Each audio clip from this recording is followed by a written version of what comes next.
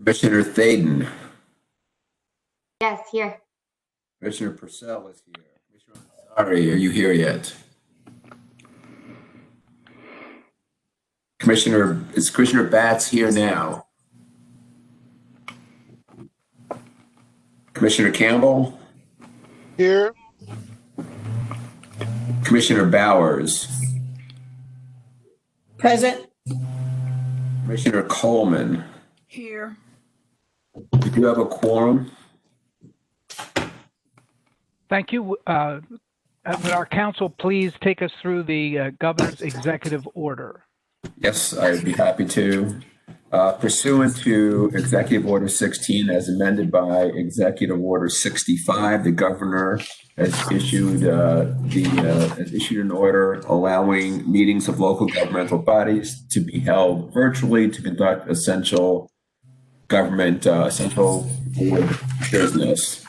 The public, in accordance with that executive order, has been invited to attend this meeting virtually.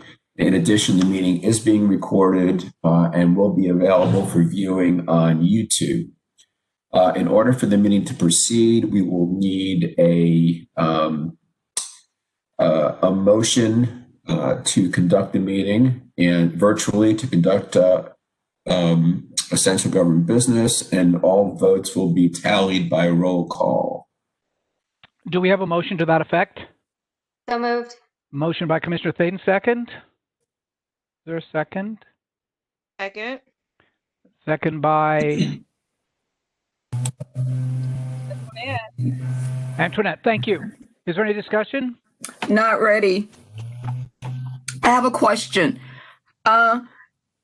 If there are two things that are not on the agenda that I think are important, so how do we get them on? One has to do with the report that we received from the Personnel Management Committee, Personnel Review Committee, and the other has to do with the retirement celebration that has changed direction. I just wanted to be official that we're all on the same page. All right. Well, that would certainly fit under old business number 13 on the agenda, and I think the other would be number 14 under new business. Okay, thanks. All right. Any further discussion? Are you ready to vote? Call the roll. Chair Purcell? Aye. Commissioner Thaden? Aye. Commissioner Ansari? Commissioner Batts? Aye.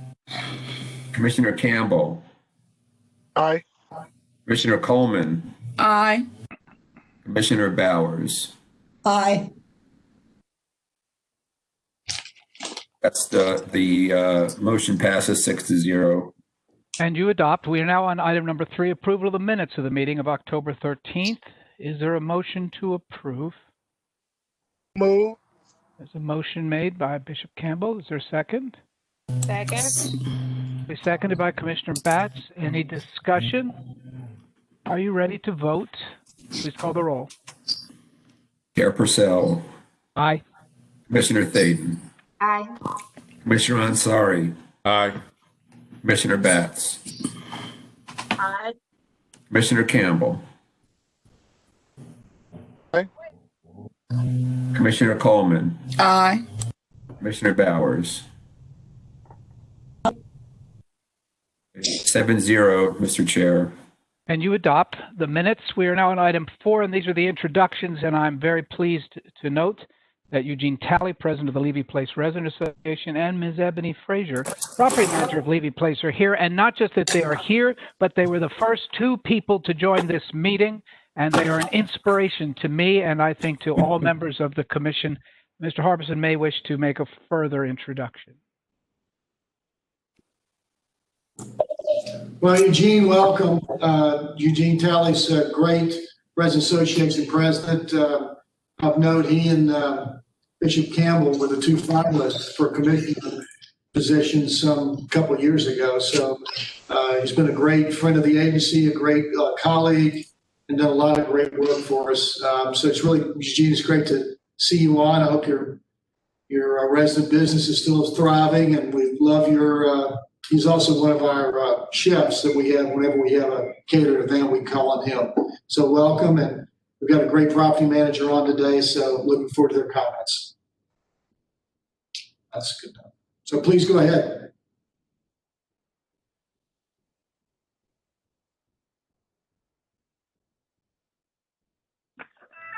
Good morning, everyone. I'm Carolyn Alexander, and I'm the secretary for Levy Place.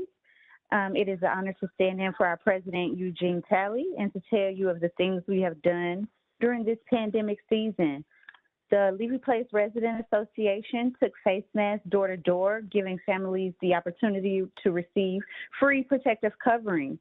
We are extremely proud of our youth, Bianca Talley, who received the 2020 Resident Association Peaches Manning Scholarship, and Michaela Scruggs of the Levy Place Homes was also a winner of the PHADA Freedom and Civil Rights Essay Scholarship.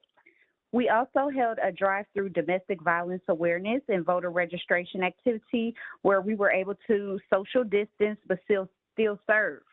We are thankful to MDHA for the support that they have given us and look forward to the end of COVID-19, where we can start back holding events and gatherings that benefit our community. Thank you. Well, thank you very much. And Ms. Frazier. Hello, yes, I just would like to thank everyone for everything that they have done. Also with our resident association and everything that we do for our community, and continue to thrive for our community and continue to do what we're doing for our community and our youth. Well, thank you. Thank you very much. Any questions? No, not for me at this time. No. Okay. Does any member of the, any commissioner have a question?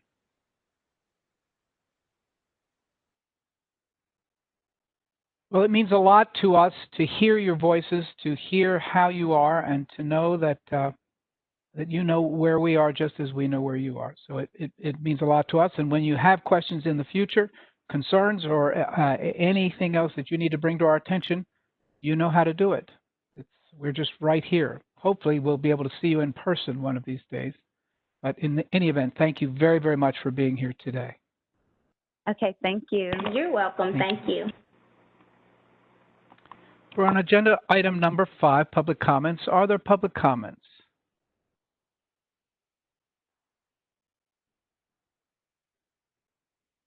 Is Jamie available? Jamie, could you, I believe we have no comments, but Jamie, could you update us, please? I know you're on. She's on.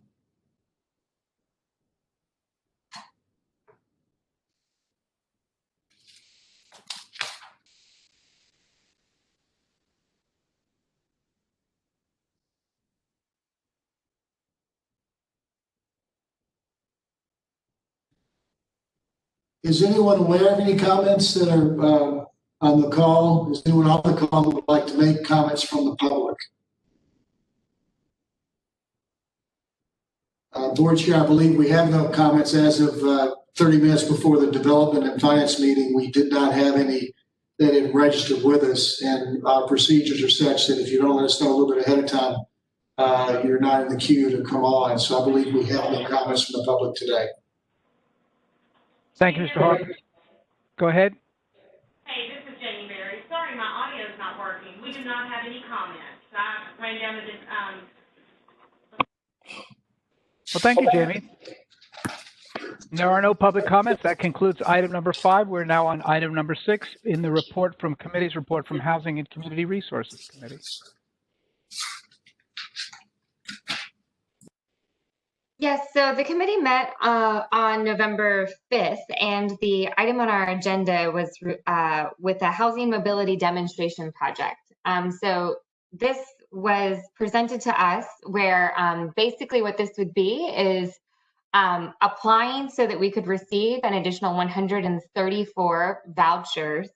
And the opportunity here is to ensure that we are helping to place residents into high opportunity neighborhoods. So the contract or the awarded amount, once placed into would be approximately $4.5 million. And so after hearing the presentation, the committee approved that we recommend to the full board the submission of the application for the Housing Choice Voucher Mobility Demonstration Program. And so with that, I would move that motion to the full board now.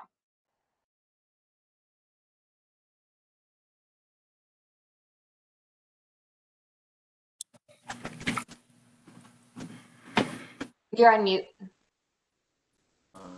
Need a second? Need a second? Second. Properly seconded. Any discussion? Call the roll. Chair Purcell, Aye. Commissioner Thaden, Aye. Commissioner Ansari, Aye. Commissioner Batts, Aye. Commissioner Campbell, Aye. Commissioner Coleman, Aye. Commissioner Bowers. Aye. Wait a second. On this one, I think Commissioner Bowers needs to abstain. I apologize. Okay, so let's mark it as abstention for Commissioner Bowers. Okay.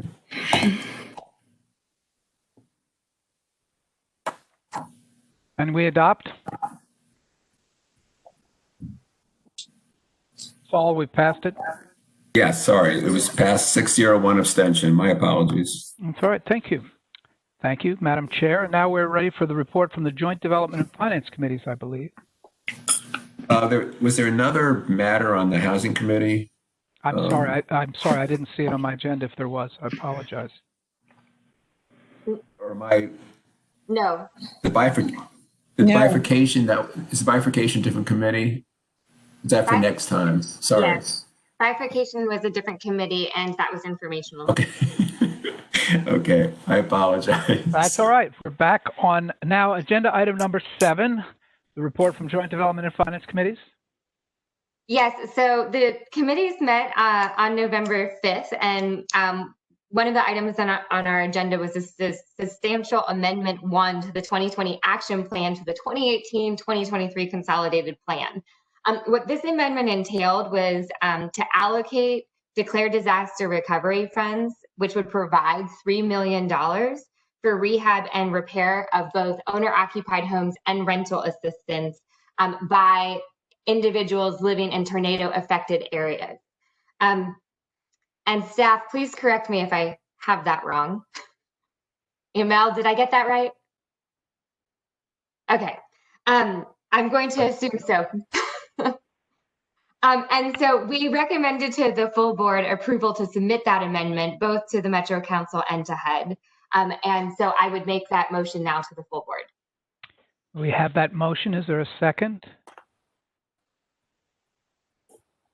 Second. Seconded by Commissioner Ansari. Any discussion? Mr. Solomon, would you call the roll? Out of abundance of caution, I would recommend that Commissioner Bowers abstain once again. Commissioner Purcell. Aye. Commissioner Thaden. Aye. Commissioner Ansari. Aye.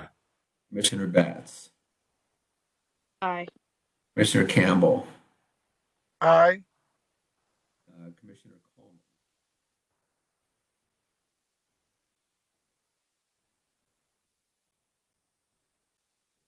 I've lost sound. He's on mute. You're on mute, Commissioner Coleman. Now you're back. You didn't call my name, so I. Oh, sorry, Commissioner Coleman. Okay, that I said maybe I got put off. Aye. No. Okay, Commissioner Bowers, are you going to abstain?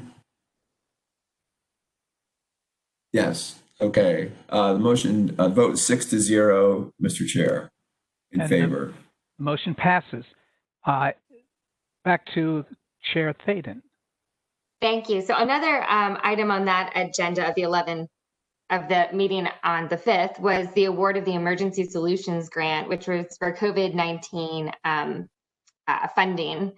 So this was a second round of funding that came in for coronavirus related relief. And so this was provided in June, and it was approximately $8 million.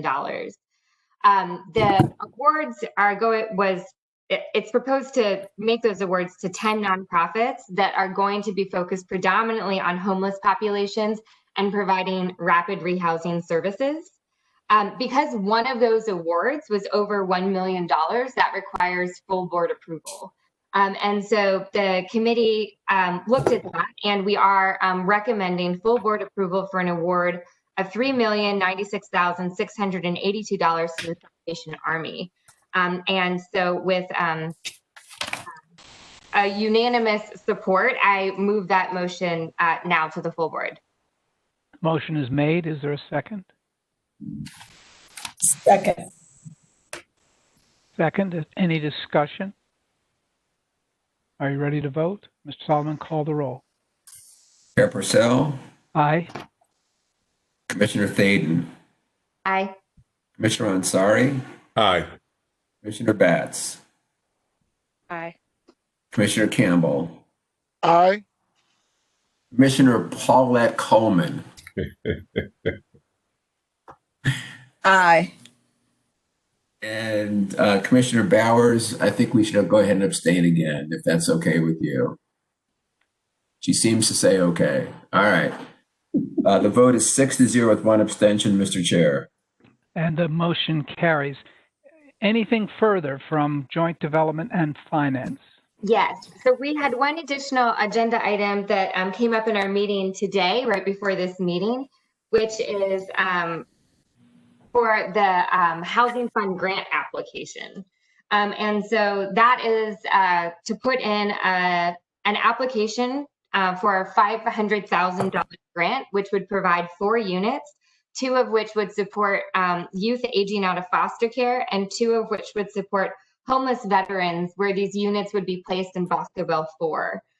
So after receiving the information from staff, the committee recommended full board approval to move forward with the grant application. And so I move that motion now. You have that motion. Is there a second? Second. There's a second. Any discussion? Are you ready to vote? Mr. Solomon, call the roll. Chair Purcell, Aye. Commissioner Thaden, Aye.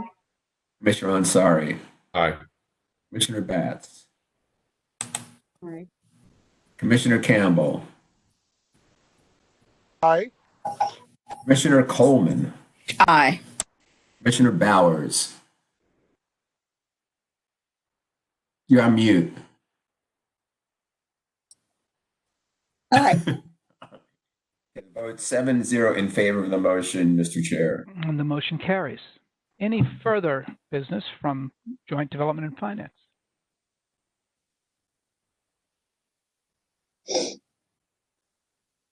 No, there is not. We'll then move on to agenda item number 8, which is the report from the Management Review Committee. And I'm pleased that Dr. Cynthia Kroom has joined us. I saw her a moment ago. She's not on my screen at this. I am still here. Okay. You're on the next screen, I guess. Your video for some, yeah, there you're back on my screen. I want to thank her publicly. She and her committee, which has been working now for several weeks, and I'll let her give you more detail, have produced a report with a set of recommendations, all of which were sent to the board yesterday. Following action by the Management Review Committee, we received the report and the input of the committee members, and we have shared our great thanks with them for the work that they have done to bring us to this place. And so by way of explaining the report and ultimately advising you that the committee did in fact endorse it, I will move the adoption of the report for the purpose of discussion and hearing from Dr. Kroom. Is there a second? Second. So with the permission of my fellow commissioners, I'd like to recognize Dr. Kroom to describe the report that is before you for acceptance. Thank you, Mayor Purcell, and I apologize if I shouldn't address you in that way, but that's how I think of you. So Commissioner or Board Chair Purcell, thank you all for this opportunity to bring our report forward. And I want to thank the members of the committee, Dot Shellberry, Hank Helton, Dexter Samuels, and Eileen Behan. I don't want to read to you because if you have a copy of the report, clearly you can do that without me reading to you. But I want to make sure that you're very clear on the process that we went through. And I think it's acceptable for me to take any questions that you all might have. So if you have the document, I'm just going to summarize the first page, because I think that the bulk of what is of interest to you is on the remaining pages.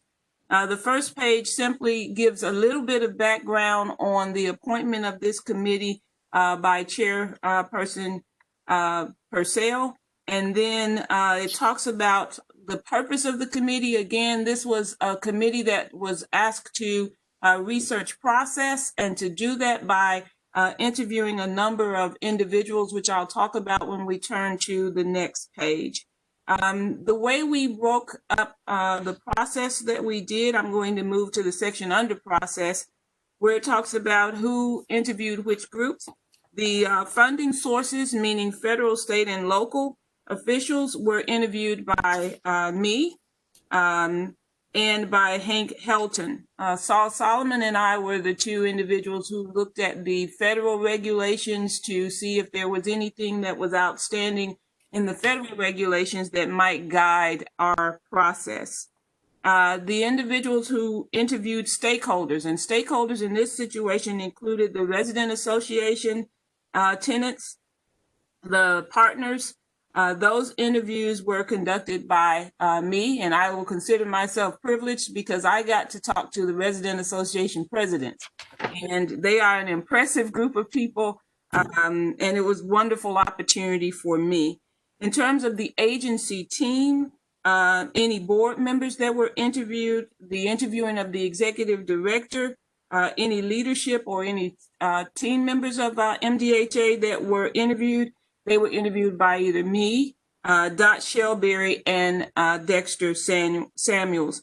And then we had content experts. Those individuals were interviewed by Eileen Behan. So I wanted to make sure I shared that with you. So if you turn to the next page where we indicate the summary of our interviews.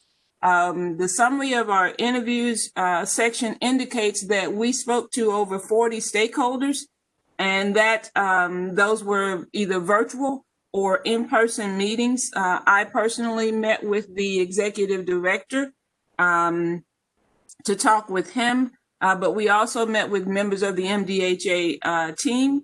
Again, the Resident Association presidents, employee representatives, former MDHA executive directors, community partners, local, state, and national elected officials, and funders. That was the group that made up the 40 stakeholders.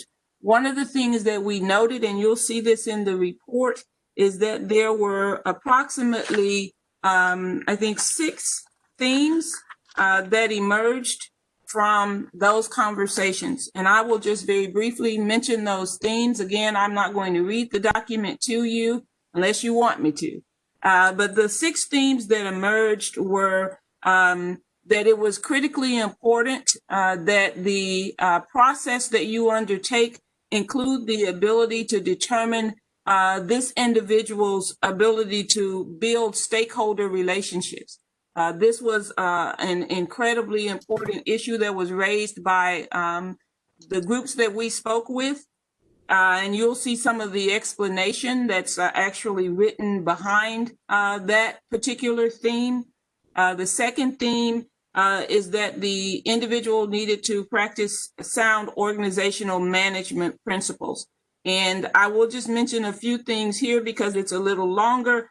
There was specific information related to strategic planning, making sure that there was adherence to policies and procedures, that there was the ability to lead with transparency and inclusiveness. And you'll see communications come up several times throughout this document, as well as determining the ability of this individual to work with the governing body, or in other words, the board, but also the recognition of the resident association presidents as a part of a governing unit when it comes to the residents.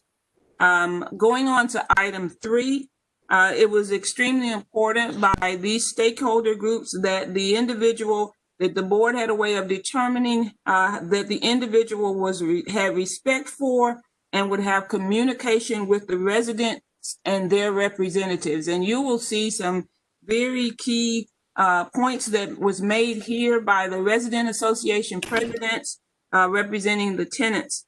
And this included I think almost all except one was interested in the opportunity for the resident association presidents to meet with the final 3 candidates or it could be both, having at least one resident association president as a part of the interview and the selection process. There was also, I'm turning over to the next page, there was a great emphasis on being able to determine whether or not the person that you were getting ready to hire had a respect for the inclusive treatment of residents, including the residents' voice, as well as expertise and experience in the housing environment. This included the resident association's ability to provide feedback when it came to policies and procedures, and then a concern about responsiveness to individual location concerns also came up. Safety was a big factor that the resident association presidents also mentioned during the interviews with them. So those are just some of the highlights of that section. I'm going to move on to section 4, which is experience, education, leadership, and management skills. Again, came up with all stakeholders, and you can see some of the detail also that's behind that issue. There was quite a bit of emphasis placed on the varied financing that MDHA receives and just the importance of the board making sure that their process included the ability to vet the individual's experience when it came to various areas. Also, making sure that they understand that there was a commitment to MDHA's role in relationship to the larger metropolitan government of Nashville was mentioned quite a number of times, and that was really related to stakeholders and relationship building as well. Again, you'll see it mentioned the uniqueness of the MDHA in terms of its structure and why the importance of processes related to that area. And so again, you can continue to sort of look at that in detail as it's provided. I cannot stress to you how many times the issue of communication came up with each stakeholder group over and over again. The emphasis on making sure that the board had a process to determine whether this individual respected and understood the importance of communication. And that communication included not just their ability to speak, but their willingness to listen to stakeholders, again, including the resident associations and their representatives, that individual's ability to work with whether it was the labor unions or whoever it was. You'll see this also in our recommendations, just the value that was placed on communication. The next area that was a theme that we heard in our interviews was the organizational culture. And this is whether through the realignment of skills or whatever it is that is looked at by the board, that there has to be a way to make sure that the team members within MDHA are involved. And this was extremely important because there was concern over the possibility of low morale within the organization if team members were being excluded from the process or not kept informed of the process. So that covers the basically the summary of the interviews that took place with the stakeholders. I will move on to our specific recommendations and take questions at the end if that is okay. So our specific recommendations follow, and I will share those in a bit more detail than I did the interviews themselves. And so I will begin with the fact that there's so much emphasis on best practice. Our recommendation is that any attempts at exploring best practice should be done from the perspective of determining whether or not the best practice utilized was done through an equity lens. In other words, oftentimes best practice does not include looking at things through a diverse lens. And so we want to encourage the board to make sure that that was a part of their process. If there is no transition plan in place, a transition plan should be drafted in conjunction with staff members of the agency who are familiar with the day-to-day operation of the agency, and this includes the involvement of the current executive director. Our next recommendation is that the board establish an interim director or an interim team who will be responsible for the day-to-day operation of the agency.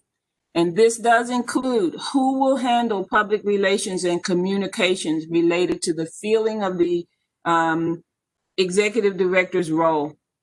It's important that this interim process should also designate who from the board will serve as the board transition team to manage the process relating to replacement of the executive, as well as serve as the communication person for the staff transition team. So in other words, the board needs to establish, we're recommending that the board establish, whether it's a committee or an individual, that will be the board's communication person to the team that will serve, or the individual that will serve as the transition or the interim. We think this is extremely important.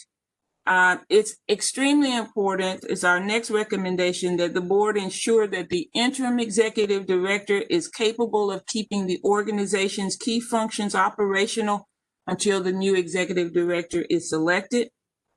We are recommending next that the board also send a memo throughout the staff or the team indicating who the interim appointment is and how that acting chief executive is also the term we use to describe this person, will work with the staff until a permanent chief executive is identified. We're recommending that the board establish a communication plan, including how staff or team members of the agency, as well as the community, will be kept informed of the board's process and progress in this transition. We're recommending that the board review the executive director's job description to determine if it is reflective of the current and future needs of this position. Any revision should be made prior to the actual search process beginning, and certainly the collection of sample job descriptions might assist the board in looking at this process or determining what the skill set should be. The next recommendation, we're recommending that the board do an analysis of the necessary skill sets that are essential components of the successful candidate, including both hard and soft skills. We heard a lot about communication from the stakeholders that we spoke to, and we recognize that surveying the entire staff may assist the board in developing those needed skill sets. The next item that we're recommending is that the process should involve a national search, but not necessarily the use of a national search firm, but must be open and transparent, including informing stakeholders and the public. And we do include the team members of MDHA, its resident association presidents, as a part of the stakeholders and the public of the process being utilized, and making sure that they are kept informed of the steps along the way. Our next recommendation, the recommendations specifically related to review of the new executive director's job description could be done in conjunction with the search team or search firm that you use, or it can be done by the board prior to the actual hiring of the search firm. We're recommending that there are listening sessions from key stakeholders throughout the community, which may provide valuable insight to the board and may aid in either selecting the new candidate, restructuring the job description, or establishing benchmarks that you might want to have for the new executive once they're hired. We recommend working with the agency team members or staff to ensure that the board is adhering to any purchasing policies related to the selection of a search firm or a consultant. It's important to ensure policies are not violated, as well as to help ensure the integrity of the process. This is important. I'm going on to the next recommendation, that given MDHA's funding structure, it is important for the board to identify funds to cover the cost of a search firm or a consultant, as some grants may deem this to be an unallowable cost. So again, the emphasis there on working with the internal staff that would have expertise in this area. Again, next recommendation, utilizing staff expertise or an outside search or consulting firm may assist the board in navigating this process. Our committee would like to emphasize to the board the importance of a communication strategy to keep agency staff and residents informed of the board's progress in selecting a new executive director, as well as a process for ensuring that the transition plan and any subsequent changes is communicated to the team members or the staff of MDHA on a regular basis through either written or virtual in-person forms of communication, whatever is deemed most appropriate. Our final recommendation is that communication with stakeholders through this process is also extremely important and should have a specific communication plan for how, when, and by whom it will be carried out. That concludes our recommendations to the board. I will take any questions that you have at this time if the board chair allows for it. Absolutely. Are there questions or comments, Dr. Kroom, to all that Dr. Kroom has communicated, including the importance of communication? Yes. Dr. Kroom, thank you very, very much to you and your other volunteer members who served on this committee and for the amount of work that went into the process. One of the questions I have is, in reading the document, you talked about stakeholders, and there was one parenthetical reference to unions, and in your discussion, you did mention them once, and I was just curious how they were involved and what particular things came out of those discussions. So the labor union was involved as a part of one of the stakeholder interviews. And I think what came out of that discussion was just the overall need for ongoing communication with the staff or the team members of the agency, and to make sure that whatever process that the board went through, that there was opportunity for feedback from those groups. You will notice one of the recommendations we made is that you may want to survey the staff of the agency, because then that gives you an idea of what's important to them. And so that's why that was included. And not only because of the labor union interview, but we heard this consistently throughout, whether we were meeting with team members or staff, or whether we were talking to resident association presidents. They also emphasized the importance of talking to them, but also talking to and listening to the staff. Thank you. I have another question. How would you break out the understanding of communication? Because that was the theme that was in every recommendation or every observation pretty much. I think what came through for us was the continued emphasis on the need to respect the role of all of the individuals who were involved. That means whether it was the resident associations, it really spoke to value. It spoke to, do you value us enough to listen to us, but not only to listen to us, but do you value us enough to be able to make sure that we're kept abreast of what is going on? And so that seemed to be really the themes that were emerging. I think the other thing, part of that theme was a sense that people really value MDHA as an organization. And I apologize, I don't feel like I said that well enough. There's such a high value placed on MDHA as an organization that we heard over and over again, whether it was from, didn't matter who we talked to, we heard that. And so the communication was also around wanting to continue to be a partner with MDHA because of the incredible work that MDHA is viewed as doing in the community. So I wanted to make sure I state that. So thank you for the question, because I feel like I left that out. And I think And it's this is, I'm sorry, for go the ahead. board to know just how much and how often we heard people focusing on the value of MDHA as an organization. Thank you. This is my final question. And I know it's not the role of the committee, but did you give any thought to, or was there any thought about how long this process should be? So we looked at a number of things, and what we looked at had to do with just sort of the research around it. And the things we saw were it could be 6 to 9 months. It could be a 9-month process. Some of that is contingent on how much the board already had in place. So if there was already a transition plan in place, if there was already certain things that was already there, some of that could actually drive the length of time. Also, the speed could obviously, given that we're dealing with COVID, with which you're able to meet as a board, if you decide that you're going to follow some of these recommendations, will also drive the timeline. I think our recommendation is that the board determines the timeline based on when you come back together, how long you think it should take. Thank you. Are there other questions or comments?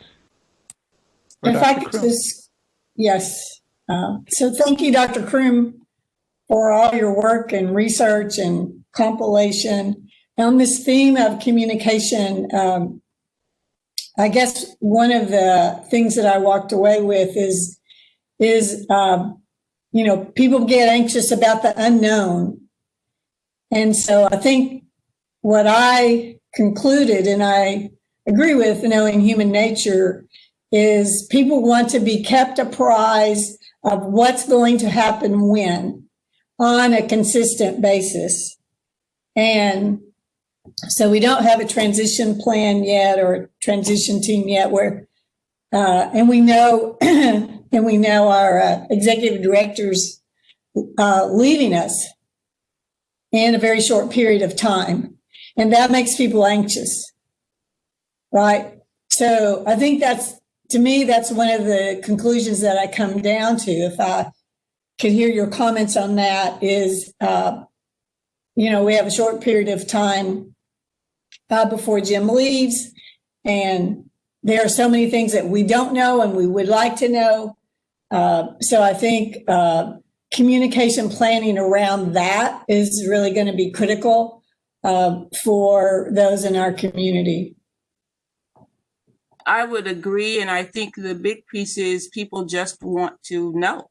And even if knowing means this is the plan we're working on, and timelines where you can. But even when you can't provide timelines, I think what is important is a regular system of communication. So if they know they're going to hear something every 2 weeks or whatever the time frame that the board establishes, then at least that gives them something to know that they're moving toward. And I would suggest to you that because we recommended a communication plan, different forms of communication will come at different times. So for the team members that are part of MDHA, their communication may be more regular, and that communication may be tied to whoever the board determines will be the interim. Then there's the other piece of what's happening with the search, what's happening with those processes. So that's why I think the overall need for a communications plan that has multiple strategies as a part of it will serve everyone well, including the board. Thank you. Other questions or comments from the board? I just wanted to echo the thanks that I have for the Transition Research Committee. It is amazing how much work you've gotten done in such a short period of time and really made yourself available to the Management Review Committee. So I wanted to give my appreciation. And I also wanted to make sure to acknowledge the stakeholders with whom you spoke, because they gave up their time and insights and thought to us as well. And so I just wanted to publicly say thank you so much. While we want to get all of the stakeholder feedback, we also need to acknowledge that it's a favor for us so that we can run this process well.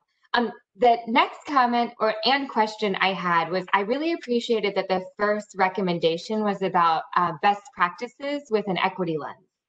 And I was happy to see that came out. I was just curious if there was any additional specific recommendations or ideas that either stakeholders or the Transition Research Committee had for us. I'm not sure if you're asking if they had for you related to equity or just had for you overall. Related to equity, to the first recommendation, if there was additional consideration there.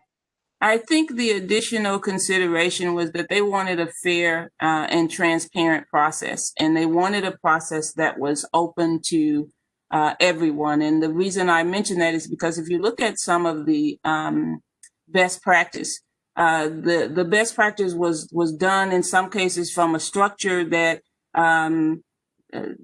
didn't take into consideration that if you recommend a structure that just automatically says you promote from within, and I'm just using this as an example. If you haven't had a structure with a sensitivity to equity within the organization, then that's going to impact your outcome, right? By the same token, on the flip side, you don't want to have a process that ignores the value of the people who are within the organization. So if you have a process that says, well, we don't care that you've been here and you might actually be the best candidate, but we've just decided that we're not hiring from within, that's also not an equitable process, that you assume that the best candidate is somewhere else. So I think that I really appreciate it. And again, I have to just say my bias because that's the group that I spent the most time interviewing, which was the Resident Association presidents. I really appreciated their emphasis on really wanting to make sure that there was a wide opportunity afforded both to the individuals within the organization as well as being willing to look outside. So I think that that's some of what we heard as it relates to making sure that the process is open enough so that the candidates, whether it be race, ethnicity, gender, whatever it is, that you have a wide variety of candidates who have an opportunity to assume this role. That was just the additional insight I was hoping for. I need to give my final thanks to the chair of our board for putting together the Transition Research Committee so quickly and making sure that we started to engage folks in feedback to this process. So thank you, Chair. Thank you, Emily. Other comments? Yes, and so I'd like to just quickly echo, Emily Kay and Paulette's sentiments about the work of the Transition Committee, as well as the people inside of our organization, outside of our organization that participated. And I think really talking about, looking at things from an equity lens and really dealing specifically with 2 points Cynthia just made, is there anything we may want to share at this call on our thought process around an interim director? And, are there any things around that thought process we may want to share? And by doing so, maybe help people understand, how we are trying to keep, the process open until we've identified, feedback, then job description, then skill set, then procurement. Right. That's a very good question. And I think it's directed to me, actually. I think there are other faces here, but I was thinking somehow I saw you looking at me. I want to first, if you will allow me, although I just see Cynthia has just left. There she's back. Let me add my voice to the voices that have already shared their appreciation of everyone involved in this process. And I think you've done a good job of reminding us that it's not just a committee, it's not just a board. In fact, in this case, it really was a very broad universe because Dr. Kroom and her committee insisted that it be so. And I am also, although I've known Dr. Kroom a long time, and I'm not ever surprised by how much she can accomplish, I do think she exceeded maybe not her own expectations, but everybody else's in the way in which she and her committee, in fact, in a short order, and this is a short order, got out and touched the world, at least enough of the world so that we could get to this point and feel comfortable that we were starting out together. We did have the benefit as well of the individual reports from the other committee members. They're all distilled here. And that I know you will share, Dr. Kroom, with them again, this board's thanks for their engagement, basically on a volunteer basis, and there were many stops along the way. We had an opportunity just yesterday to hear from former Councilmember Eileen Behan, as she was reminded that she received her polio vaccination in the old historic courthouse at the age of 6, I believe, lined up out in another time, at another pandemic, at another occasion, and so it went. There were lots of looking back and looking forward, but mostly looking forward. I want to thank the Management Review Committee. Commissioner Spaden and Commissioner Ansari were there every step of the way. And I frankly, Saul may have the exact count of how many times we met, but at the end, we've been meeting weekly on your behalf, in addition to whatever else we've been doing for MDHA or the world at large. And that was also added on. And they were frequently early meetings. And I want to thank Saul Solomon as well, because they were early meetings. And he works a lot at night. And so the early meetings were adding to the day. So there's a lot of thanks to go around, and you'll hear more of that in the future. To get to your question, Commissioner Ansari, I think there's no question about the importance over the long term of the search for the permanent executive director, about the importance of everything being seen as far in advance as it can be seen and understood, and the component places for insertion. It's more complicated with the interim director, obviously, because we're in a compressed time frame at this stage. Jim's scheduled departure is the first week of December, and we have Thanksgiving in between. And so, to now directly answer your question, what I would like to suggest, first to the Management Review Committee and then to the full board, is that having received this report, and assuming after further discussion that we can receive it and comfortably use it as the basis for our work, I would like to propose that the Management Review Committee, now having been informed by this and by the conversations we've had, convene again Friday morning of this week. I had thought it could wait till next week, but I think if you would look at your calendars and see if you could meet Friday morning, again, I think Mr. Solomon would be perfectly prepared to do that at 8 o'clock again if we needed it. Or 8:30 for the Management Review Committee, and then having also realized that the rest of the board has just received this document yesterday and had the opportunity to hear the conclusions from Dr. Kroom today, that we consider either a recess and a reconvening of this board Friday at 11:30. If that works for the members, and I need for you to look at your calendars now, if you would. It may not. I'm out of town on Friday. Well, the good news is that because of the governor's executive order, we can reach you anywhere on the planet. Is there any possibility? Thursday? We can go back to Thursday if that's. But I think Aoli is right that we don't want to let too much time pass before we have a chance to talk together as a group again about all of this. And so I'd like you to think about, if not Friday, could be Thursday.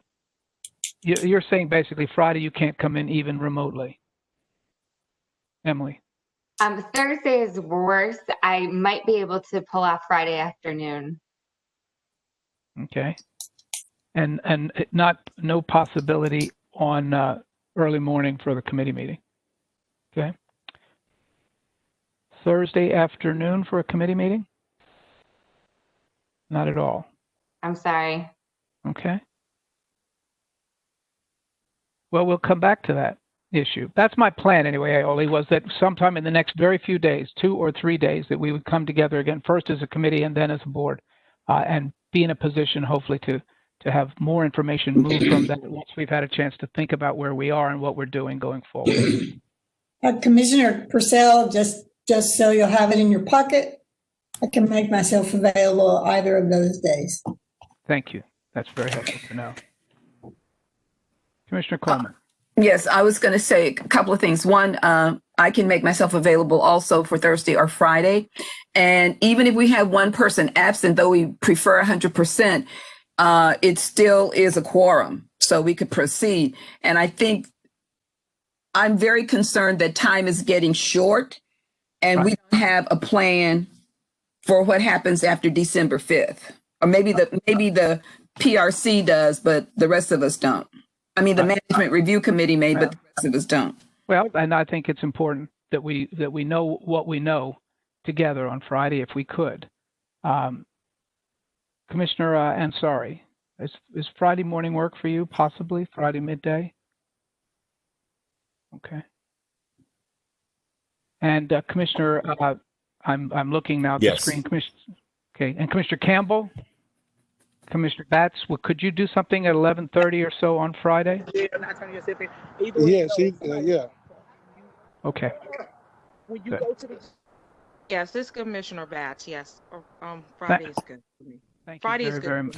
Thank you very much.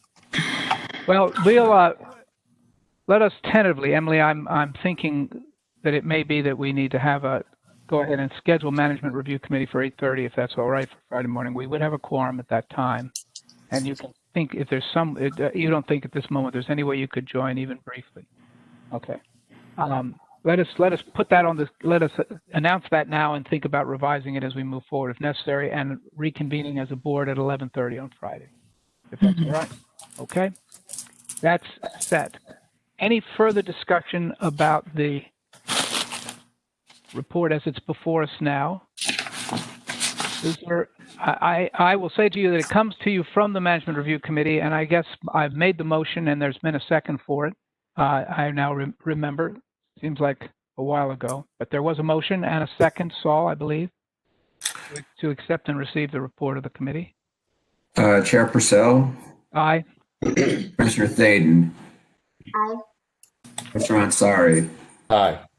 Commissioner Batts. Aye. Commissioner Campbell. Aye. He said it. My favorite Commissioner Coleman. And Commissioner Bowers. Aye. You have a vote in favor of the motion, 7-0, Mr. Chair. Thank you. The motion carries. I believe that concludes the Management Review Committee's report at this moment, and that we can move on to the next agenda item if the board is comfortable doing so, and that would be the Executive Director's report. Board Chair, is it my turn now? Is that correct? Yes, the Executive Director's report. Thank you. Well, this will be my last report to you. Obviously, something that's somewhat emotional for me. I want to thank everyone involved, but especially this board for giving me the great and wonderful opportunity to be the Executive Director. It's been a privilege and something I'll cherish for as long as I'm around. Just quickly, I want to get through three main topics, an overview, what preparation the staff has made in transition. And I would like to thank my great friend, Cynthia Kroom, Dr. Kroom, for all the work she did. We obviously just received the report at staff, I think either late last night or early this morning. I frankly have not read it, but her highlights are wonderful. I think they'll give the board good guidance on where to go. And then finish up with benchmarking for context. Envision Casey, and as I was working on these slides, my wife's been admitted to the hospital of COVID, so we've been sort of bouncing around. So you're going to find some typos in this because some of this has been done while I've been taking care of some other stuff. So it is Envision Casey, not Envision Casey. Next slide, please. Much of this is just context and reference. This you're very familiar with.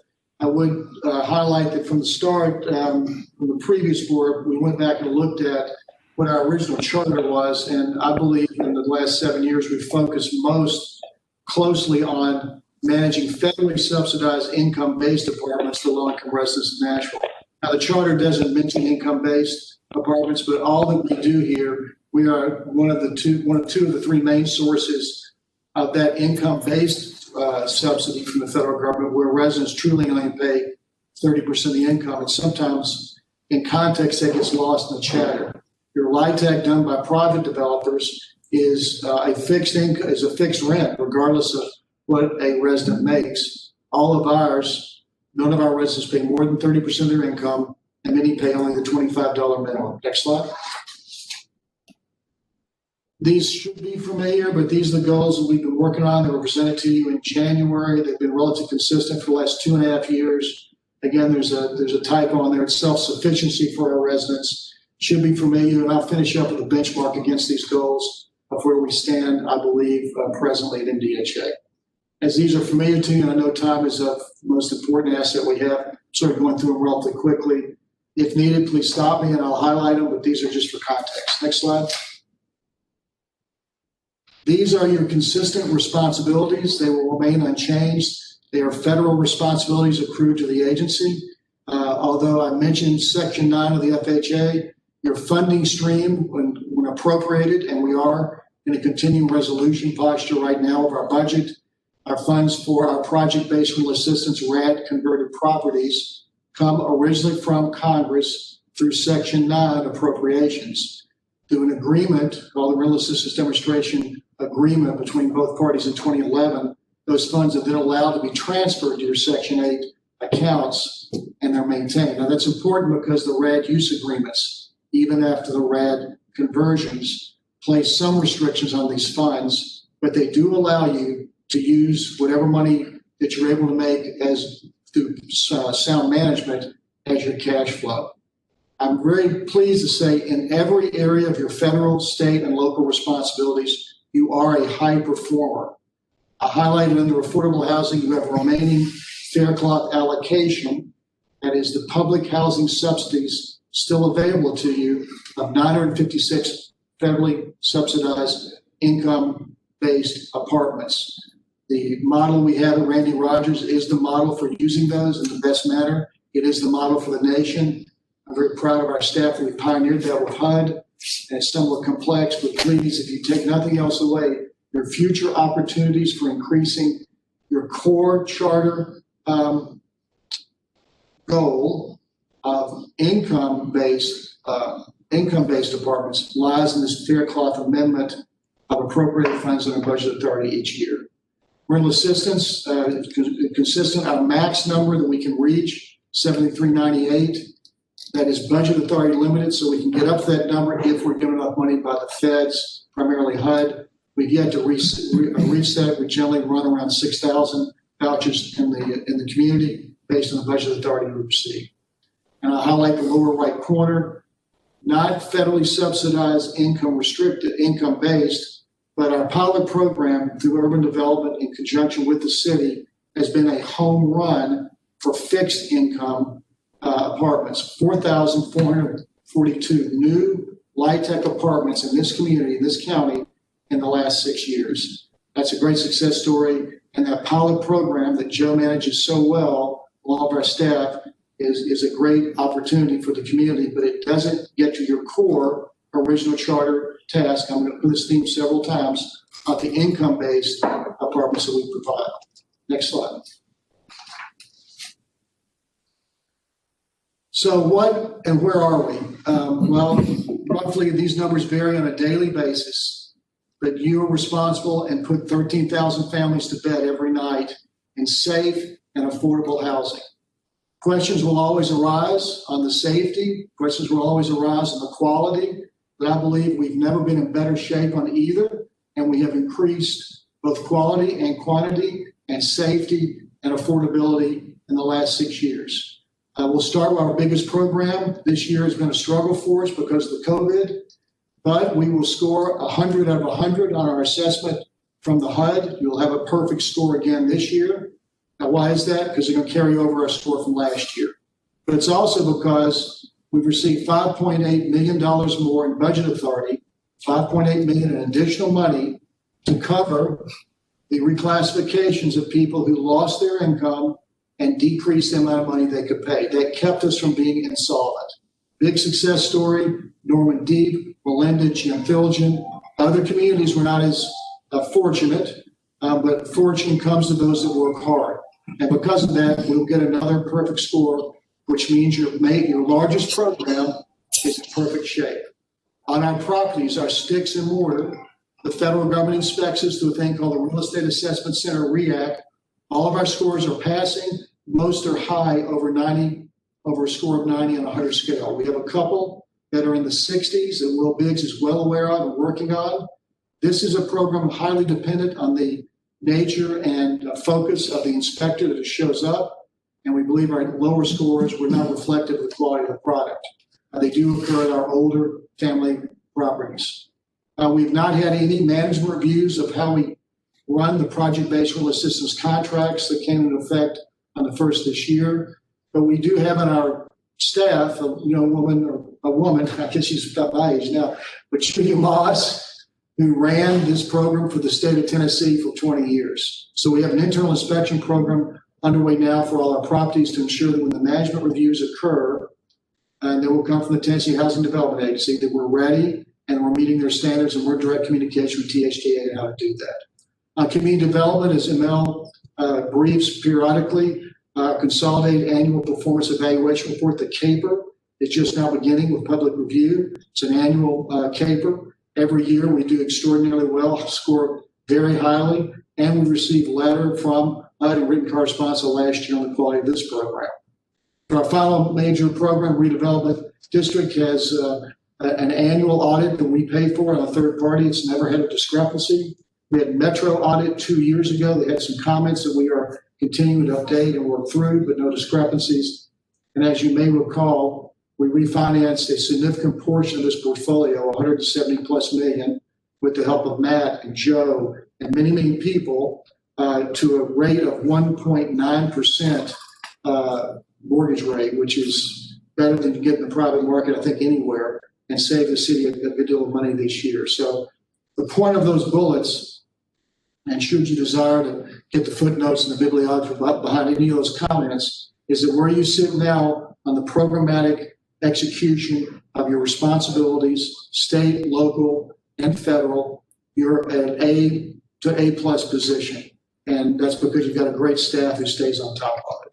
On the next set of metrics, just as a comparison, our net position in 2014, 336 million.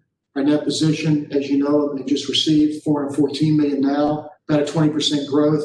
The most important part of that to me is while your net position has increased, more importantly, your asset position has gone from 385 million to 699 million. So what do all those numbers mean? Well, now you have a higher value of assets. You have more. To get more, you had to borrow money to build it and acquire it, buying a CWA, building new apartments. But when you did that, you did it in such a smart way that your net position remained relatively constant, or your net position improved as well. So your financial position, I think, has never been better.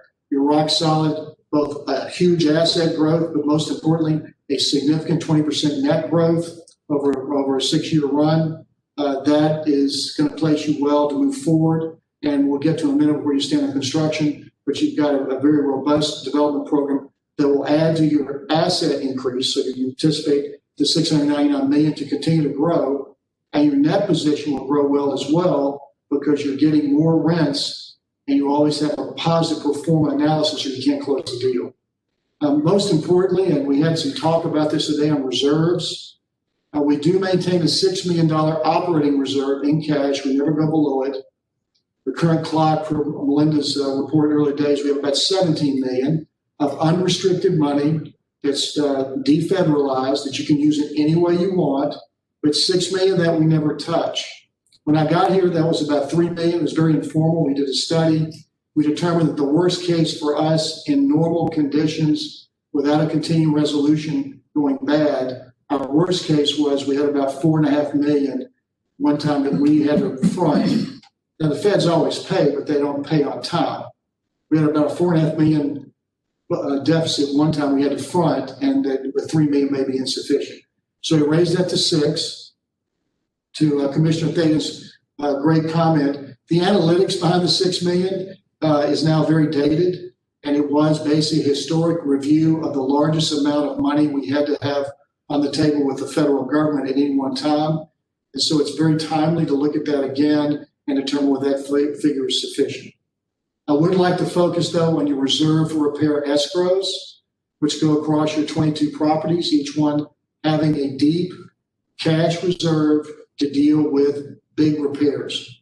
Most property management firms don't do this. They wait until the moment occurs, then they have a cash line of credit that they have with a bank, and then they borrow money. You will not have to do this.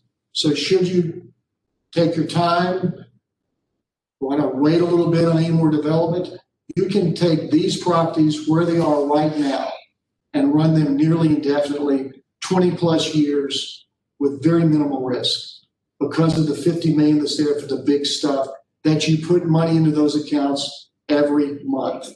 And the staff is learning how to withdraw those funds. They are HUD controlled. There are some rules, but it's much more flexible and easy to use than in the previous model of public housing. And one other item, we haven't had to do this in a while, but we were in a position about, I guess, 2 years ago when we had a portion of the reserve for repair funded, but not all. We were in the $25 to $30 million position. And we checked to see what happens when the continuing resolution leads to no funding. In other words, the government shuts down and we do not need money. In that position, you could go and raid these funds if you needed to run the agency. And if you take that as your ultimate backstop, the feds are not paying. The bank will release those monies, we believe, to cover that gap.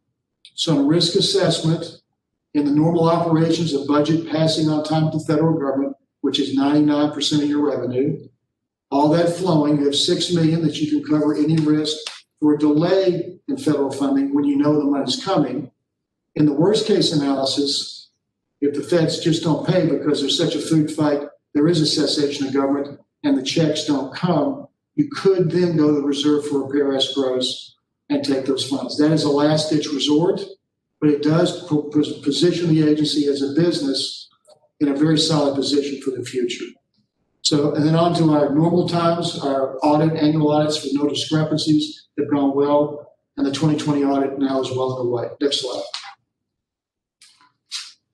Of course, all of this on money doesn't mean much if you don't do things for people. I won't belabor this slide other than to say I'm very proud. All of these are things that have been developed in the last 6 years. We're giving kids laptops. We're providing jobs for people in dialysis clinics. We're providing dialysis for our patients. We put people into homes. You can read the slide later. It's just an update to what we had in the January timeframe. But the reason you make money is to be able to do this. And these funds that you make money with pay for these programs. Next slide. Where do we stand in development? Buck will update you periodically. This is not a new slide, but we have $240 million funded under development with closing dates, where you have good programs in place for concept development of a multitude of options available to you. And with the RAD conversion, you now have the ability to take debt against the properties and develop them. So we've gone from 0 to about $240 million over a 6-year line. Next slide. And in response to the change in how we do business, the project-based rental assistance, I'd ask you to look at this later, but we did do a pretty deep staff analysis. This is not a new slide. We looked at this about a year ago. This is because we anticipated 2 major changes. One was the finalization of project-based rental assistance, transition under RAD, changing our business model, how we do everything for our sticks and bricks mortar. And also because at the time we were planning possibly taking a large infusion of cash under the program that was then under the Brawley administration, which did not pan out. This led to a reorganization you see here, where we split up development and operations from 1 person to 2. And the key task underneath, which should give you some insight as you are looking for information, hopefully through your OPS venue that we're going to talk about later, you'll know where to go. Next slide.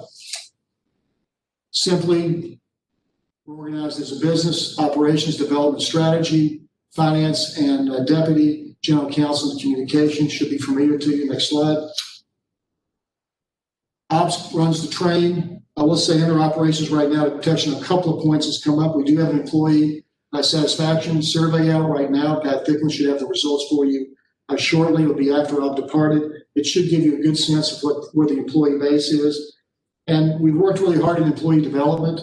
We have an employee tuition assistance program that's not heavily subscribed but used, where we pay a portion of the cost for master's, college, or if you need it, a GED. GEDs we pay for.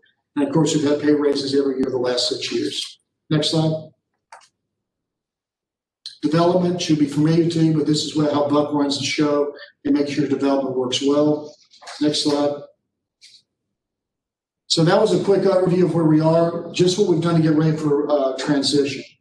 First, over time, our succession planning has included making sure that we could get people trained inside the agency to complete the best program that exists in the nation to train an executive director. That is the Public Housing Directors Association, FADA, Executive Directors Education Program, run by Rutgers University. It's the only one that provides college accreditation. I'm a graduate, so probably I have somewhat of a nuanced view. But this is an excellent program. It takes about 2 years to complete. And we have 2 graduates inside the house. Will and Buck have finished. Jamel Alexander, heading up our community development program, and Matt are in progress, on track with all their programmatic work, but as it has a schedule and a process similar to any other continuing education program, they're not quite complete. As you've heard, we're preparing a continuity book. Every director is writing up where their individual portion of the MDHA is. Matt Wilshire is consolidating that. There'll be an executive director summary. So when I leave in 23 days, you'll have a continuity book left behind that will tell you everything we can think of in our compressed period of time of where the MDHA is. And third, as the board chair has mentioned, we've got the possibility, should you decide, to pursue a third-party performance assessment. The staff's completed its work on the RFP with the coordination and assistance of the board chair. That RFP is over at Metro staff for courtesy review. Based on their comments, that will be ready to release at your discretion very shortly. Next slide. So quickly, just the things that are constant for context of why your agency is structured as it is, as one of only 3 housing authorities in the country to have done a portfolio conversion, changing everything in their public housing portfolio to the private model of project-based rental assistance, 20-year contracts with a mandatory 20-year renewal and private ownership, and doing it in-house without assistance from a consultant and controlling the process completely by the MDHA with virtually no assistance from anyone outside, also with no control coming from the outside. And we can debate this. Some of this is opinions, but this was our view many years ago, that the federal debt will continue, debt service payments will continue, which means that discretionary portion of the budget where HUD's budget lives will decrease. When I was at HUD in 2011, my first year, the discretionary budget was about 12%.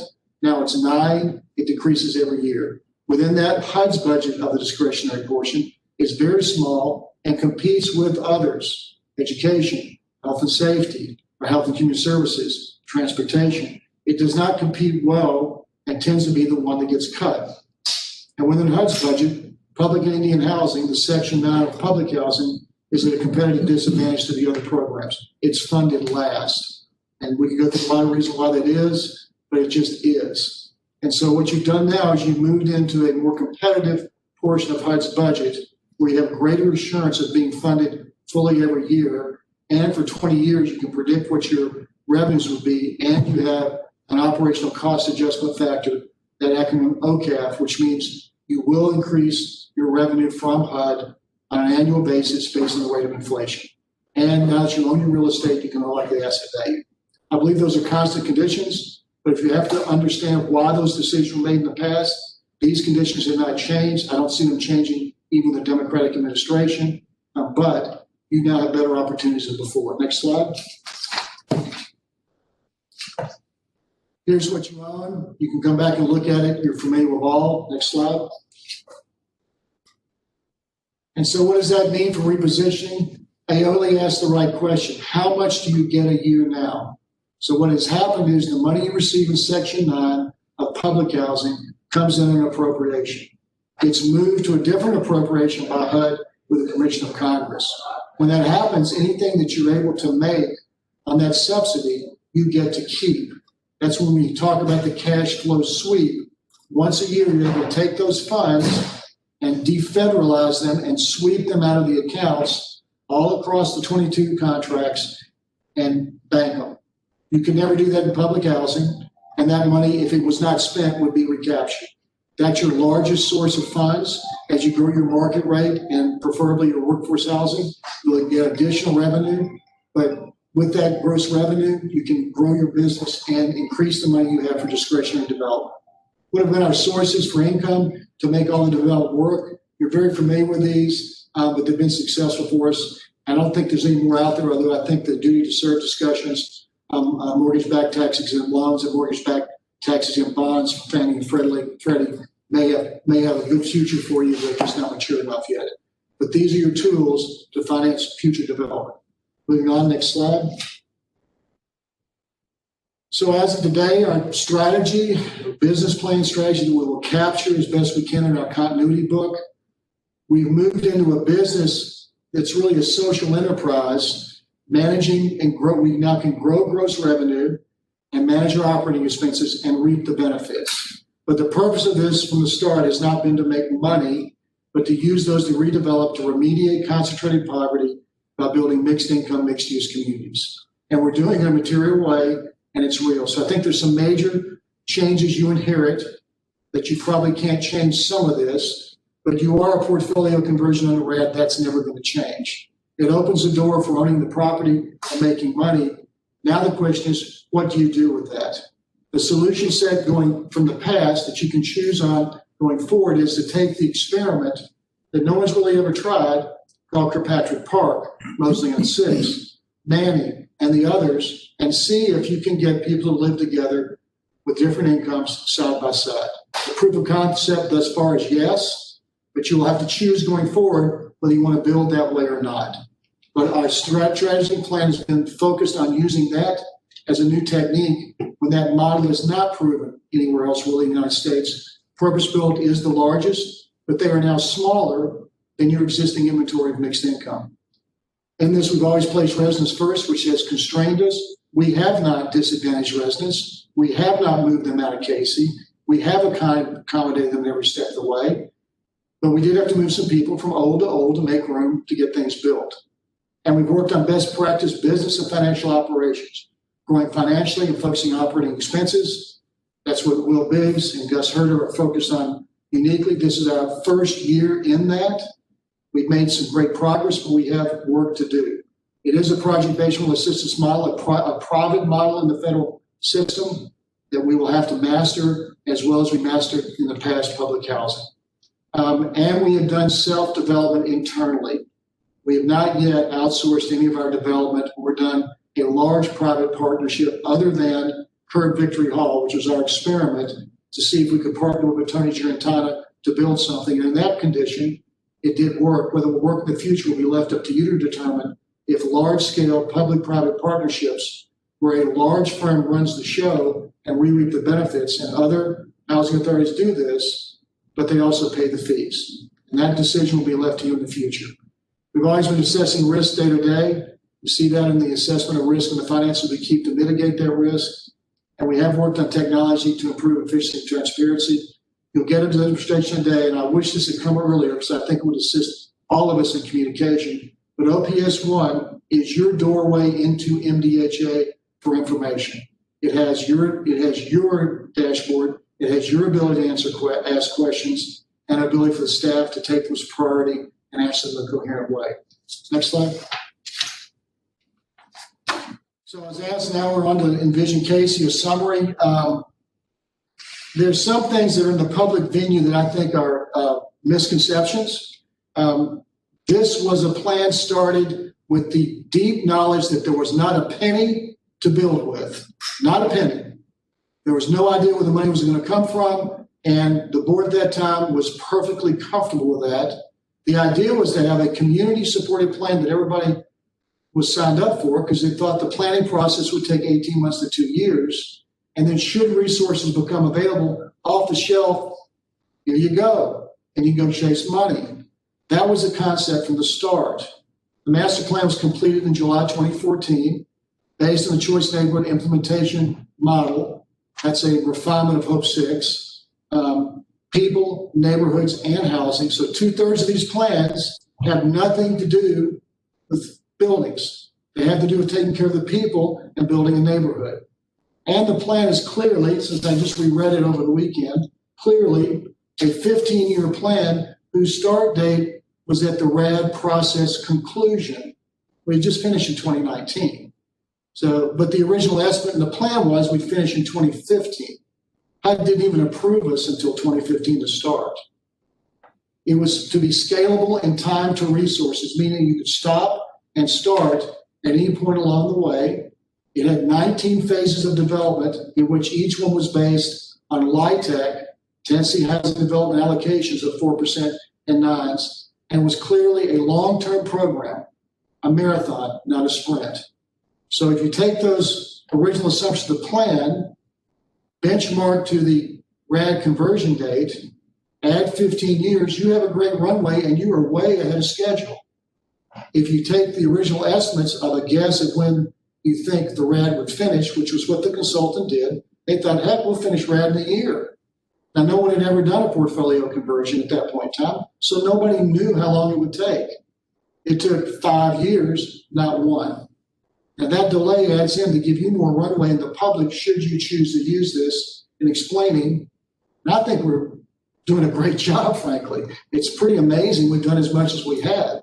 But, you know, there are those that would chastise us for not moving as quickly as possible. But if so, the original benchmark with a logical evidence-based conclusion is 2034, not something in the next 6 or 7 years. So it is a marathon, not a sprint. Next slide. I think you're familiar with this, and I put it as a whole envision process, but I think we've mastered the planning tools. Our community advisory groups are great outreaches to the community. The resident associations are involved. The meetings are frequent and numerous, and we have a whole staff that's been built that's an expert in it.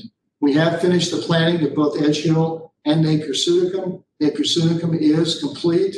It is zoned, and it is underway with the Envision Center on the people and neighborhood portion, with the housing portion basically a TBD after the funding changes from the Metro administration that we thought would move fast on.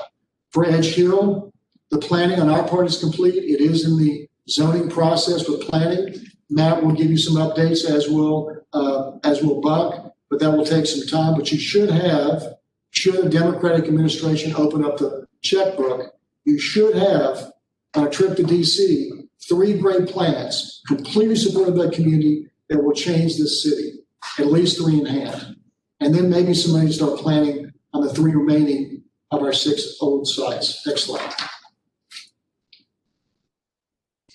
Our objectives haven't really changed. I would highlight again that the Faircloth Amendment is the key for your future. As many of these you can pull down, that's where you get income-based residential apartments. Our communities have been built. We have proven that this will work. We are leased up at 3 of these sites, and we weren't quite sure that the market rate people would come. They have come, and it's going well. And the numbers are holding roughly 40, 20, 40. Next slide. This is a copy out of the original master plan. It was supposed to be done 2014 to 2017. Most of this we finished last year, and this was to start the remediation and the construct of Vision Casey. So if you really are bored this weekend, pull out the old plan, go to this page, and you'll see we've done everything on there that you can do, except for the one you were talking about today, the Casey Clinic, except for discussion with Metro on possible land transfer of where Public Works is, except for a handful, pretty much everything within our control, Metro water hanging out there. All of these have been accomplished by the staff, but not in a 3-year period, in a longer period, because of the necessity of dealing with the federal government and getting HUD to approve a major, the largest land transaction in HUD's history, a major approval. Now, 2018 is when Casey got approved, the rest of the portfolio in 2019. But that's just giving you an idea of this disconnect that can exist and how people seem to wring their hands. Oh my goodness, look at where we are. We're behind. You were not. You were way ahead. Next slide. So where are we? Matt gave you the slide, but basically the numbers that I would recommend you think about. We started here at Casey with 783 concentrated poverty low-income apartments. We bought CWA, picked up 253 for a total of 1,036, and now have 1,680 with 830 of those in the existing old inventory, 850 new for the slide that Matt has. So you've gone from 783 to 1680 in a period of time. Again, I think a benchmark that would lead you to over a period of time, you're going to be successful here. Next slide. And then on the thing that's really close to my heart, because we had some tough years here, my first 3 years, 14, 15, and 16 was a mess on crime as far as I'm concerned. And we're seeing the results of hope, community integration, and a significant investment paying Metro more money to give us more policing. So I think you're aware of that. We send roughly $1 million to have our own task force, and an additional $500,000 under 3 memorandums of agreement to have walking patrols on their overtime and to generate true community policing. The benchmark for that, the success story really is the East Precinct and Casey. We're just getting started at Cumberland View and some of the other places, but it has been a success story. But the reason you run a business is you can write a check to Metro for additional police support. Next slide. So I'll conclude with this, other than a thank you. Today is the Marine Corps birthday. And I did that for 32 years. I had some really wonderful experiences, and it's part of me. And this place will be part of me too, as will all of you. So just what I think where we are, I think we're heading off in good shape. There are no, oh my God, this is a disaster. There's no messes. We're not in the ditch anywhere. Are there places we can get better? Absolutely. But we're not in trouble anywhere.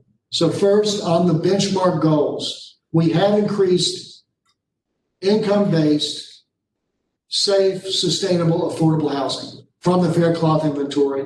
Maybe not as much as I would like, but 70 at George Barrett, an additional 75 between Randy Rogers and the Red Oak townhomes.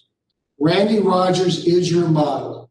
If, with your skill sets, you can convince this administration that is financially strapped, the local Democratic administration, to put wise investment of capital spending to generate unlimited rent subsidy under that Fair Cloth and pair it with LIHTC and your community investment tax credits, again, slides in the deck that I'll send these slides out. That's your model. It'll bring in new inventory that you can't get anywhere else. And especially if you do get a Secretary of HUD that's given a mandate with some money for investment program, you can really go after all those 953 remaining Fair Cloth amendment. We've increased the inventory. You've seen the quality, and we have workforce and market living together. The proof of concept is there. I'll highlight 4,442 LIHTC pilot new apartments. Now, they are not income-based. Those are fixed rents. So regardless of what you make, you pay the same amount. That is more than any county in this state, and it is so much more. And Ralph Perry had to zero us out this year because we pulled down so many low-income housing tax credits into this Davidson County, meaning we are identified with a 0 score for affordable housing need in comparison to the other 90-plus counties. Self-sufficiency for our residents, the Envision Center, family self-sufficiency, Connect Home, the dialysis. We've done great progress there. There's always more work to be done.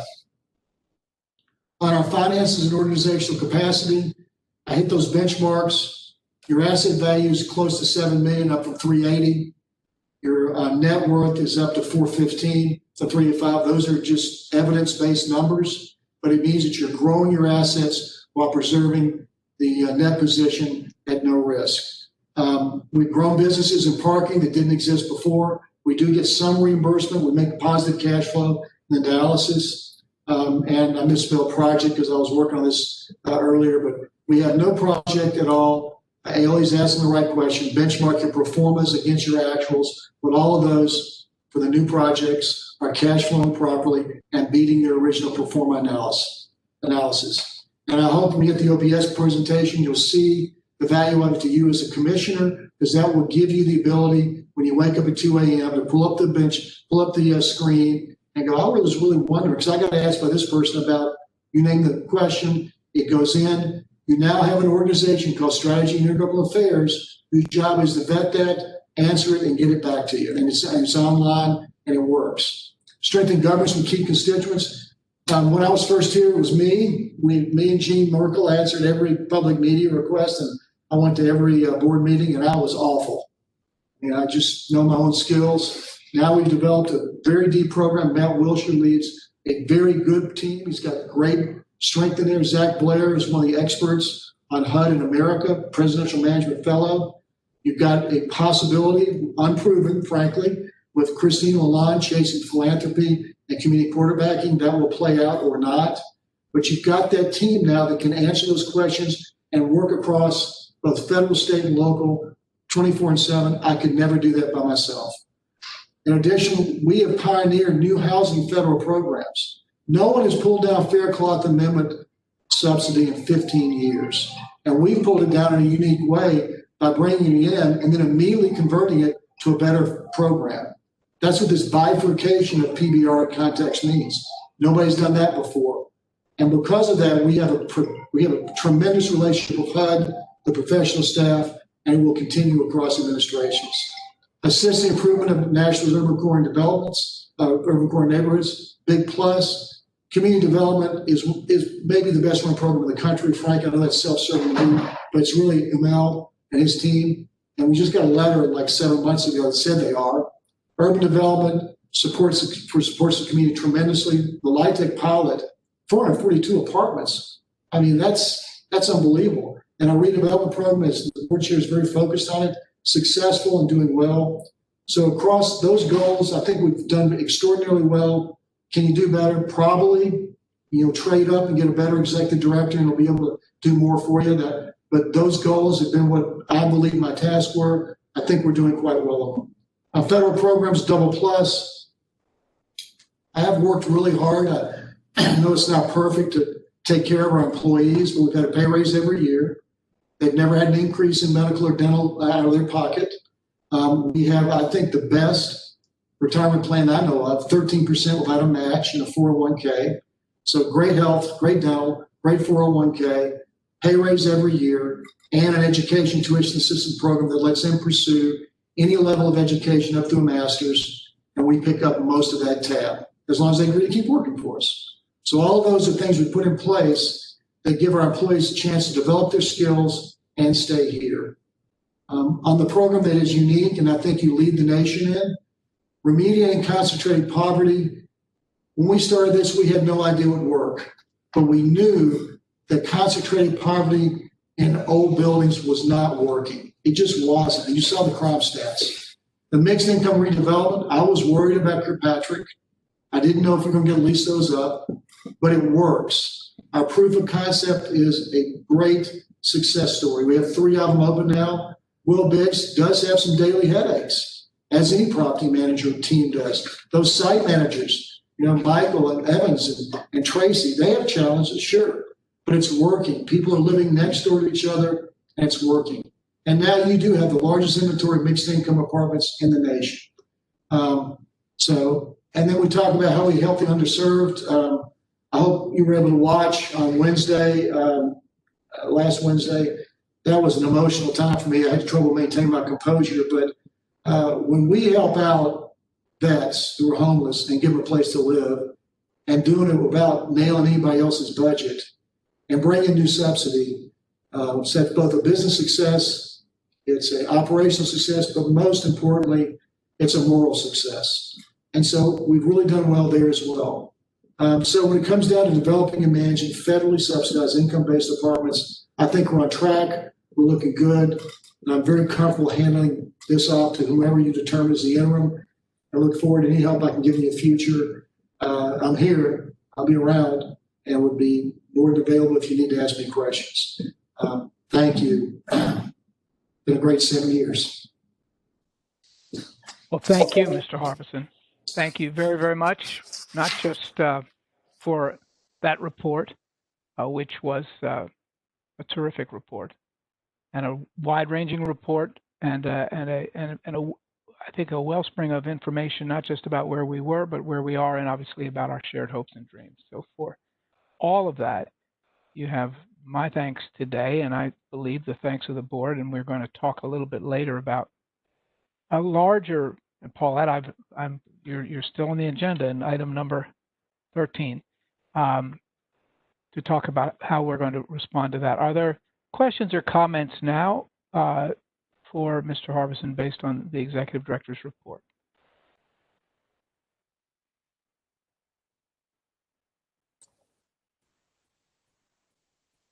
Commissioner Coleman. Well, I'll just start. Thank you, Jim, for that report. It was thorough. It was impressive, as I expected. As someone who's been in the city for a while, I'm not a native, but I've been here a while. It's amazing how far this agency has come.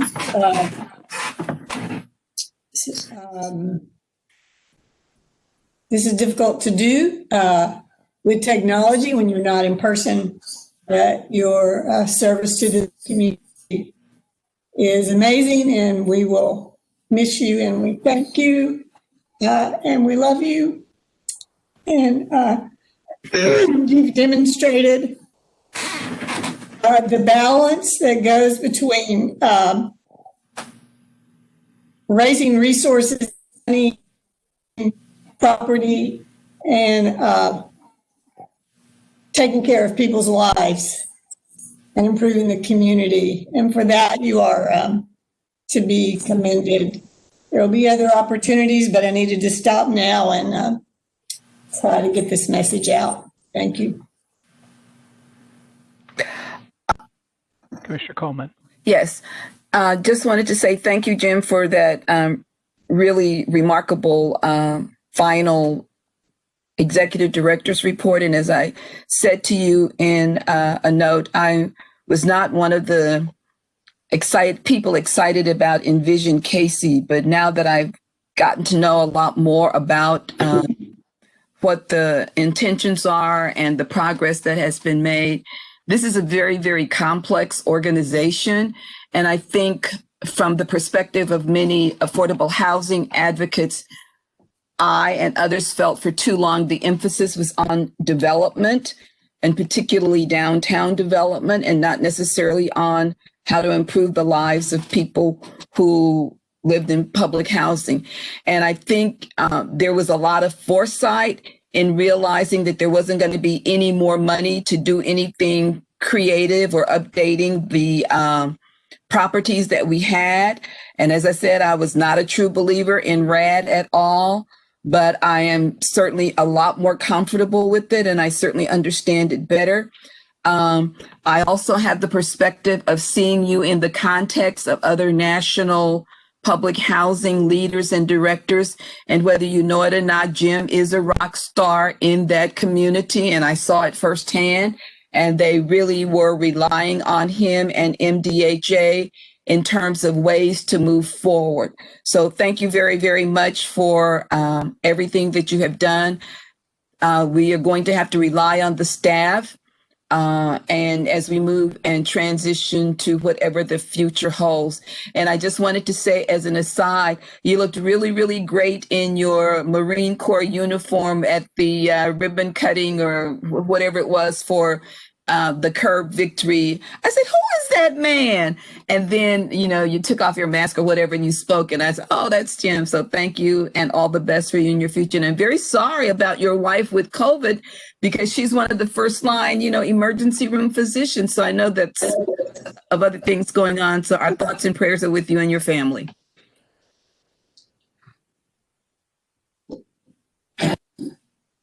It is true. You looked extraordinary, and you fit that uniform perfectly. and there was not a man there that thought, how's he in that uniform so perfectly? Anyway, it was that Curb, and your speech and remarks were absolutely spot on. I'm sure you saved them. You should. They're among your very best public presentations, and you were clearly inspired and inspiring. I know everyone wants to say more, but the good news is that Paulette in item number 13 is going to give us a chance to talk about what more we might say. And if there is no objection, we need to look Excuse at the. me. Yes, go ahead. Mr. Purcell, can I say something to Mr. I wish you Harbison? would. I wish you would, Commissioner. Yes, Please. I need to. Please. Mr. Harbison, thank you for an awesome job. Well done. Man. The things you've done in 6 years of being the ED, that is awesome. Thank you for your leadership, MDHA, your positive attitude. You came in with a vision and you executed that vision for the people that reside in MDHA. You have that communication skills. I've seen more things happen with MDHA since I've been sitting on the board, and you will truly be missed. You develop relationships with people in housing. You did not only just sit at that desk, you got out and you got yourself involved with the people. That is why the people are saying communication is the key. Oh my goodness. Thank you. A great ED leads a great staff. Your staff is awesome. Oh my goodness. I just thank you. It was a pleasure just to work with you. And you will be missed. Thank you. Mr. Commissioner Batts, you and I started together with an interview, I think over a cup of coffee sometime in 2013. And you've been with us from the start. And what you say means a lot to me, so thank you. Commissioner Campbell. Yes, I always like to wait till everybody get theirs out. But Mr. Harbison, I want to thank you for giving me an opportunity to see a side of MDHA that most people do not know anything about. All the stigmas and everything was erased once I started coming into these board meetings and really seeing how much MDHA do care about their residents, and to see the community thrive. It was just a pleasure to see how everything is set up with the mixed housing income, just to know that little old me could live at MDHA and probably stay beside Mr. Purcell or Ansari, and everybody just come together as a community. I thank you for your heart. You allowed me to see your heart. You told me your heart, and I'm a better man just being around you, and I thank you. So, Bishop Campbell, I apologize to you. I know you called me late yesterday, but we had some family health issues. So I do owe you a call back. I will call you back today. Just I was kind of subsumed most of the day yesterday. So, but I'm sorry I didn't call you back. And thank you for those words. You know, your life is, it's not the right word. It's something that should be one of the additional books of the Bible. I mean, it's just that remarkable what you've done with your life and what an impact you make here in our community because of it. So I'll leave it at that. Thanks.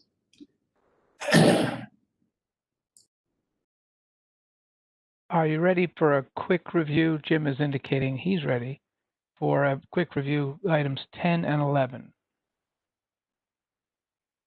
These are the board retreats. I think you can do this quick. Matt, I'll defer to Matt. Matt runs these two. I sort of stepped away. He's taken it and is ready to give an update.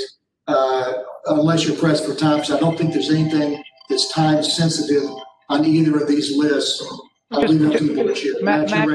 Matt, just put them up very quickly. Let's just take a look at them and then we'll move right through. Item number 10.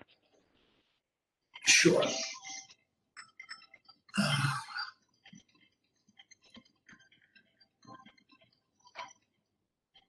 see if I need to switch the content here. There we go. So these are the outstanding items from the Commissioner's Retreat. There are two items that are listed in the outstanding items. One is a review of SEIU MOU content in comparison to like agencies. I believe that's an ongoing item. And secondarily is one that I think Commissioner Thaden is an expert in, and happy to review either one of these with you all at future meetings, the shared equity home ownership model, and how we can best utilize that on our land. There are three items that the committees have taken leadership on. The bylaw review, which I believe is going to be addressed in a future meeting, a review of the bylaws, perhaps the December meeting. The vision statement review and working group. And I think that's an outstanding item that members of the commission, board members have wanted to review. And then finally, the management review committee, obviously lots of discussion about that ongoing work there. Any question from commissioners on those remaining, I guess, 5 items from the commissioners' retreat back in January, some 10 months ago? This is Bill Purcell. I would like to suggest that we will work and work with the interim to make sure that these are scheduled between now and the next retreat, as will the next retreat be scheduled. But my hope is that we'll complete all of these certainly by the January meeting, and I think that we can. That would be my hope. Unless there are questions, we could move on to item 11. I think these are the outstanding request items. I've already added items 26. I guess this one actually should be 27, which were raised here. You see items to be covered at future meetings. Establish a policy for the transfer of property. I heard that discussed. Request by Commissioner Ansari, and then I believe it was Commissioner Thaden who was discussing establishing a policy for a rainy day fund and the unrestricted cash. There was a discussion today that Ms. Hatfield led about unrestricted versus unallocated cash, 2 new items to add to that list. Some outstanding items here as well. There were some items that were recovered previously. You can see covered at this meeting and the meeting on November 5th up above. And so if there are any questions outstanding on those, happy to cover those here. But certainly I think we're making some good progress. I've got closed items down below. You can see we've made some good progress on closing out a number of these items. I would note for the record that items 16 through 25 are scheduled for the December-January meetings. And 26 and 27 really just recently added, and presumably we'll have 26 could be a retreat item. 27 I didn't do it. Be something for the interim director to look at. I feel, and I want to say that Jim Harbison and I went through these. We go through them every couple of weeks, I guess. So I feel good about where we are on the list. First time the board's ever done this, and we worked our way through the list, and as you know, kept growing it. So thanks to the staff. Unless there's a question, do you want to do number 12 or do you wish to defer? It's been a big, or do you want to just give us a quick tour? Can Zach do a quick one? Let's unmute. I would recommend that we push this off. There's an SNL skit. I don't know if you guys if you watch Saturday Night Live where Lindsey Buckingham is continuously not called on as a person. There, guys. See, at least Commissioner Ansari watches Saturday Night Live. Lindsey Buckingham. Oh, I'm sorry, we couldn't. That's get right. to What up with that? What up with that? Exactly. Thank you.